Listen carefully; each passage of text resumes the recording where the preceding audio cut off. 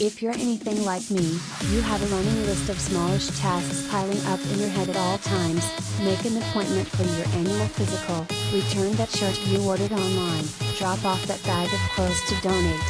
Many of them don't actually take much time to complete, and yet I put them off for weeks or months at a time.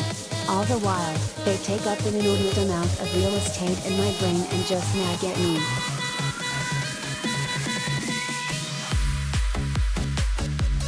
Serena Wolf, a chef and the author of the Do Diet, dubbed these little to-dos we are prone to procrastinate on the need-a list, which she has talked about on her Instagram.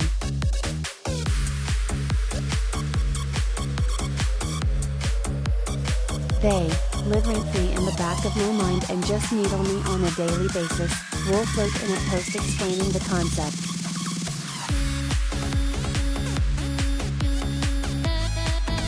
A number of her followers reached out and told her that they, too, had needle lists hanging over their heads, they just never had a name for them. When I came across the concept, it immediately struck a chord with me.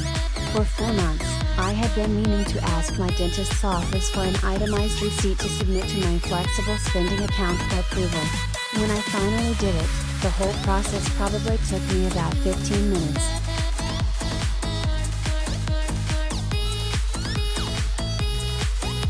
Wolf told HuffPost that she's had a needle list for her entire adult life, but she didn't start referring to it as such until a year or so ago.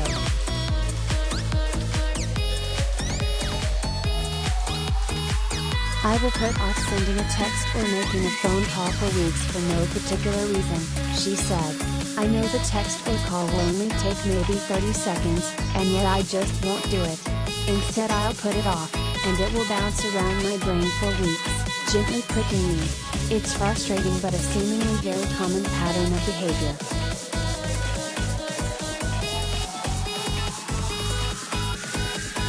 Tasks on a needle list are typically personal, i.e., not work-related, non-urgent and mildly inconvenient, and they can usually be completed in under than 30 minutes.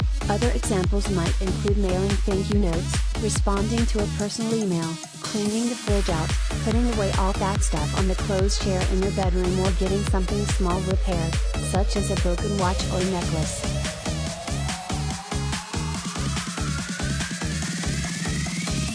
If you're the type of person who tackles little tasks as soon as they pop up, kudos to you.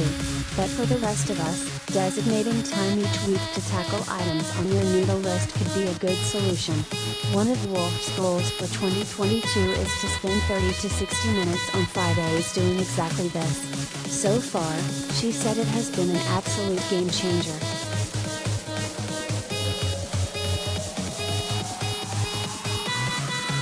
Not only do I feel more relaxed on weekends, but it also makes me more productive during the week because I find it easier to focus with less mental clutter, she wrote on Instagram. The batching mentality also helps relieve any stress/anxiety when a new needle list item pops up because I can drop it into Friday's brain basket knowing I will deal with it during the devoted time then.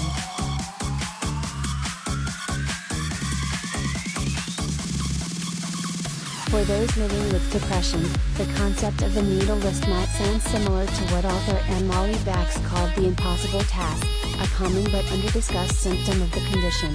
The impossible task is a small, everyday thing, such as doing the dishes, making a phone call, sorting through the mail, that feels insurmountable to a person with depression.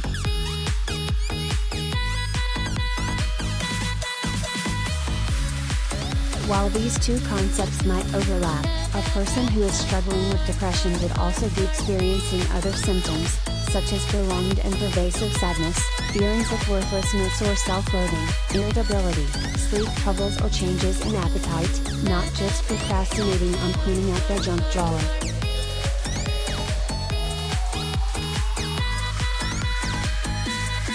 Wolf, who has an anxiety disorder, said her anxious brain allows her to easily keep track of her needle list in her head, though she'll sometimes write it down for clarity and the sweet satisfaction of crossing things off.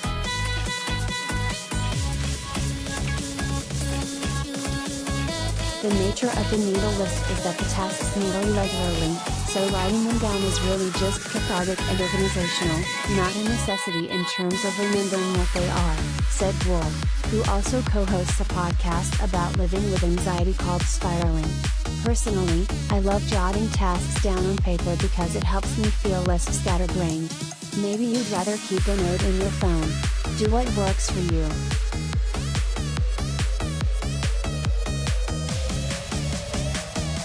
Wolf said she likes to keep her need-a list to 5 items or fewer at any given time.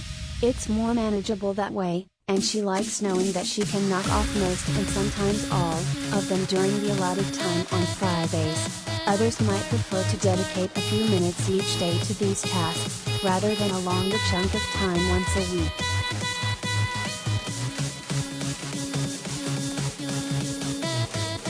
I can't stress enough how satisfying it feels to cross things off the need-a list, literally or mentally, she said. It really does provide a shocking amount of satisfaction and helps you breathe a bit more deeply.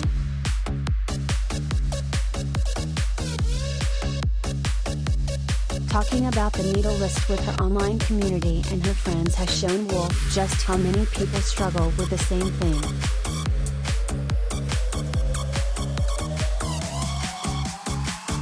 For better or worse, it's always comforting to know that I'm not alone in procrastinating tasks that are seemingly so easy and that they are able to affect me in the way that they do, Wolf said.